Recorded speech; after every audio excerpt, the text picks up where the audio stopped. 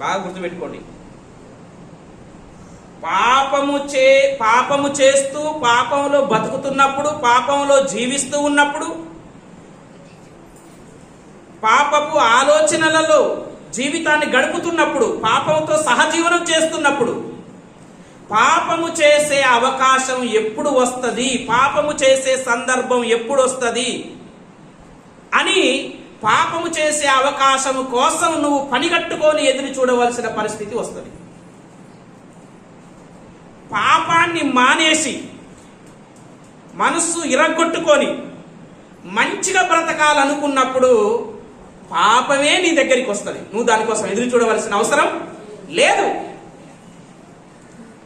పాపం చెయ్యవా, ఇగో నీ ముందరికి వచ్చిన. పాపం చెయ్యవా, ఇగో నీ చేతుల్లోకి వచ్చిన. పాపం చెయ్యవా, ఇగో నీ పక్కనే ఉన్నా.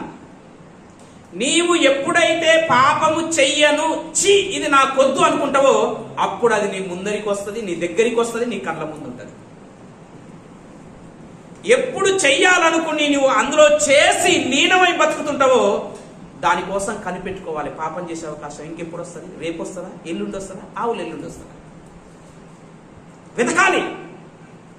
ఎందుకు అది నేను పట్టించుకోదు. వీడు నావాడే, నేను వచ్చేంత వరకు అట్టనే పడుంటాడు నా కోసం. పాపం అనుకుంటుంది.